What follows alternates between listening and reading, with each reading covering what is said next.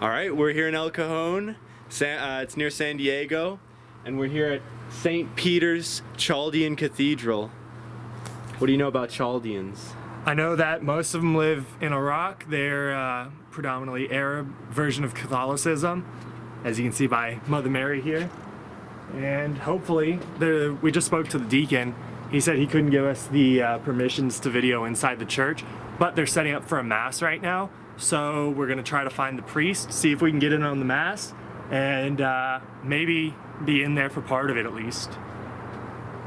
A lot of people don't know about the huge Arab population living in El Cajon. El Cajon's home to Iraqis, Syrians, Lebanese, everything. So we're just gonna check it out. Let's check out a couple places, see what we can learn about the culture. So obviously we don't know anything about this version of Catholicism at all, but clearly they do fall under the auspices of the Pope in the Vatican itself, because they have a Vatican flag flying right there, something that we also learned about the Lebanese. So pretty cool. A couple of Babylonian style statues outside of the church's educational center, I guess for like kids and stuff. Not something that you see that often in the US unless you live in El Cajon.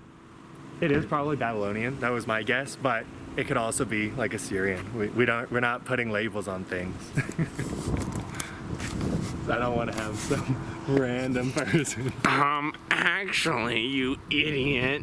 How could you call those Babylonian when they're obviously ancient Assyrian style statues? I always put that lion body with the bearded guy, I always attribute that to Babylon in my head. When I see that, I assume Babylon. So I don't think any of that's They're actually are you Sumerian. Yeah, it might be. They're Sumerian. So they have a really cool mural here. Obviously, these are the three wise men bringing gifts to Jesus when he was first born, and then, you know, Jesus in later life as a carpenter. And yeah, it's just a really nice mural. I think it looks cool. It's got some Arabic script up there. Couldn't tell you what that's all about. Have a look behind you.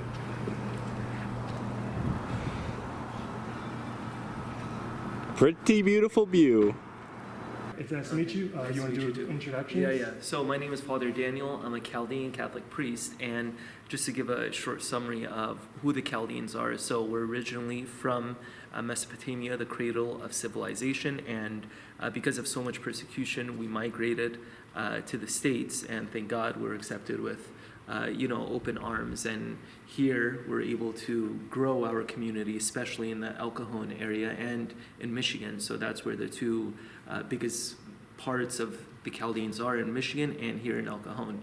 Basically, Chaldeans, we are Chaldean Catholic, so we are in full communion with Rome, with the Pope, but the only difference, so we're one of many different Eastern Rite Catholics, and we have a patriarch, we have a patriarchal synod, and we have a lot of depth and tradition within our rite, within the Chaldean rite. So you'll notice, we still speak Aramaic, the same language that Jesus spoke, but now it's modernly called Neo-Aramaic, and that's what we speak to each other. So there's a dialect in which we speak to each other, and also a dialect in which we celebrate the liturgies. And then you said you have a patriarch, which is really interesting. Where's the seat of the patriarch? The see is in Baghdad. It's in Baghdad? Okay, Yeah. that makes sense. Yeah. Has that always been the case? Like, have they No, always... it was in the villages. First, it was in a village called Al-Qush. Then it was in Mosul. Then it's back in Baghdad. Yeah. Okay. And during like the Saddam era, were you guys accepted generally, or did that not matter? Because I know the Ba'ath Party was more secular, right? Sure, we were. They were secular. They wanted what benefited them.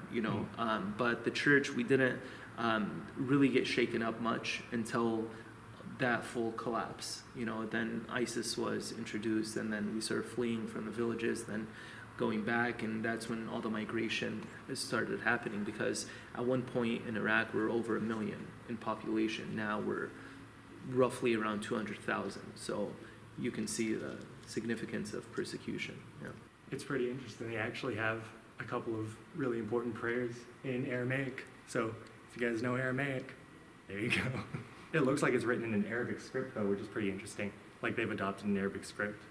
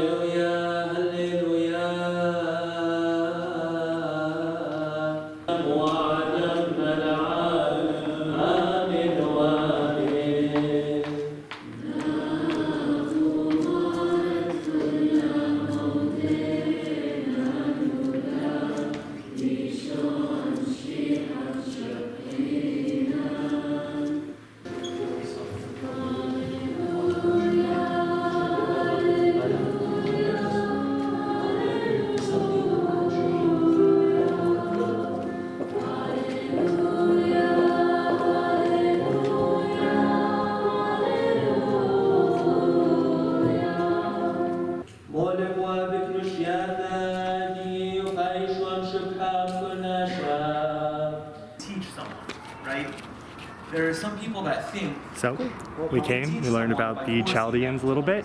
Let's go see who's next.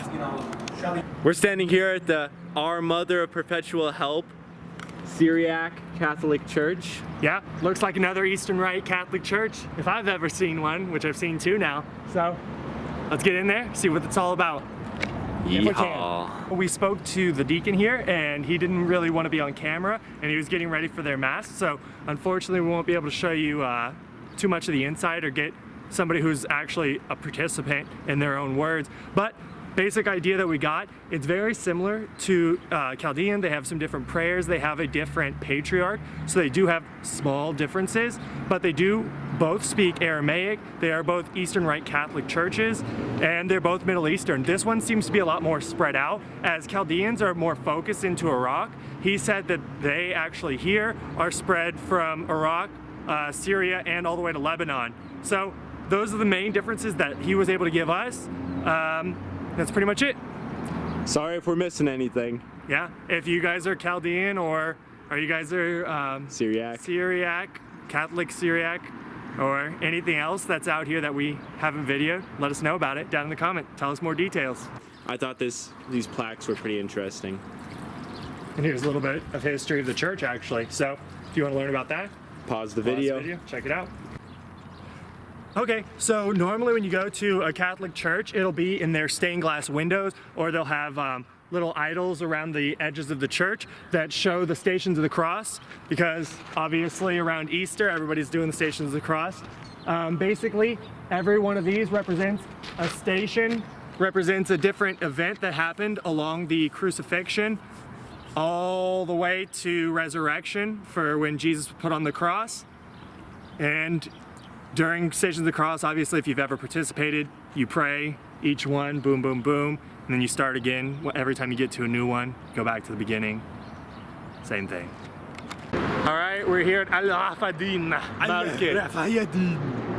And they've got murals and oranges and onions. And guess what? We'll find out what else, and we'll let you know all about it. If you've never been in an Arab market before, come with me and you'll see. Wow, look at all these dates, 4 different types of them. And look at all these weird brands. Look, is this that same stuff you were getting when we were in Morocco? Coca-Cola? Look at that. I can't, what does that say? You know what I'm... Oh, wow. You know what, I'm actually really disappointed. They don't have any Biggie Cola. That's my favorite. Yeah? Too bad we're not at a Nigerian market, huh? Yeah. Look at all these desserts. Wait, show the big bags of beans and rice. We'll get around to it. Everybody knows beans and rice. Nobody knows pete bor, Turkish candies. All right, guys. We got our soup. We got our bread. We're gonna eat some food. Give me a quick review of this lentil and pita. It's really good. And this soda, it's all over in these Arab stores and restaurants. St. Cola, it's really, really good. It's a really unique, like, lemon flavor that I definitely recommend if you're into sodas, just try it. There's other flavors of it too, but it's the one I got. Also, they got this Iraqi kimchi, which is really good. Delicious lentils. All right, our food's arrived, and I ordered beef kebab. It's delicious, and it's natural. What did you order? I ordered the lamb with rice and beans, and I also ordered a beef shawarma wrap. I'm very hungry. I haven't eaten today. I'm very excited for this meal. He's very hungry, much like a hippo. Quick review, speed review. Yeah, do it. Come on. Here, let's see this delicious honkin' piece of meat.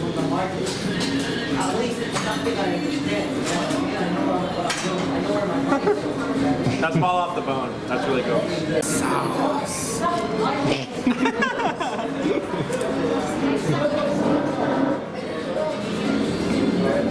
No fries in it, a lot more authentic. It's good.